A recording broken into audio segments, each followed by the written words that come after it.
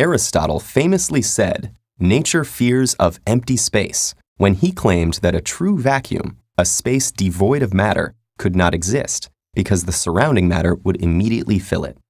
Fortunately, he turned out to be wrong. A vacuum is a key component of the barometer, an instrument for measuring air pressure. And because air pressure correlates to temperature, and rapid shifts in it can contribute to hurricanes, tornadoes, and other extreme weather events, a barometer is one of the most essential tools for weather forecasters and scientists alike. How does a barometer work, and how was it invented? Well, it took a while.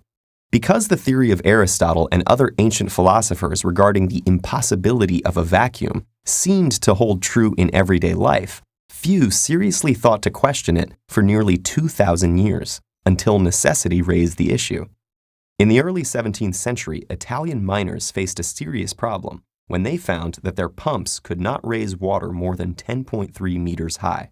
Some scientists of the time, including one Galileo Galilei, proposed that sucking air out of the pipe was what made water rise to replace the void, but that its force was limited and could lift no more than 10.3 meters of water. However, the idea of a vacuum existing at all was still considered controversial, and the excitement over Galileo's unorthodox theory led Gasparo Berti to conduct a simple but brilliant experiment to demonstrate that it was possible.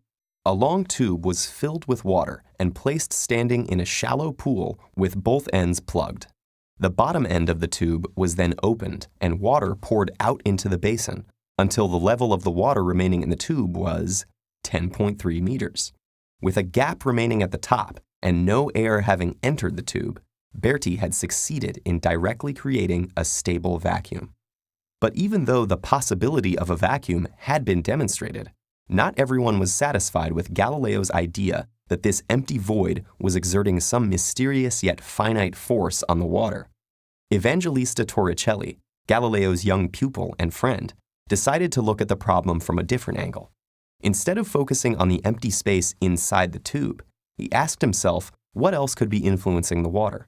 Because the only thing in contact with the water was the air surrounding the pool, he believed the pressure from this air could be the only thing preventing the water level in the tube from dropping further. He realized that the experiment was not only a tool to create a vacuum, but operated as a balance between the atmospheric pressure on the water outside the tube and the pressure from the water column inside the tube. The water level in the tube decreases until the two pressures are equal, which just happens to be when the water is at 10.3 meters.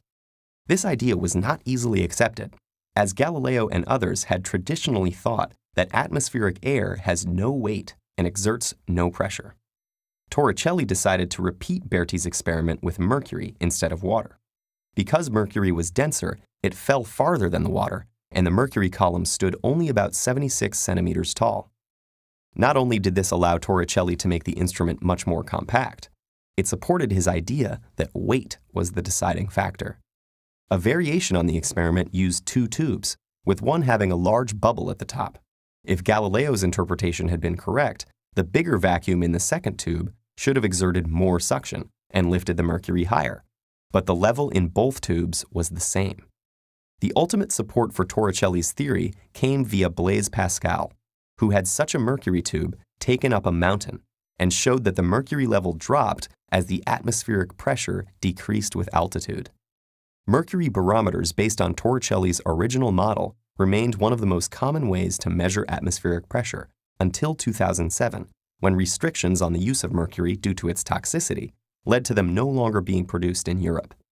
Nevertheless, Torricelli's invention, born of the willingness to question long-accepted dogmas about vacuums and the weight of air, is an outstanding example of how thinking outside of the box, or the tube, can have a heavy impact.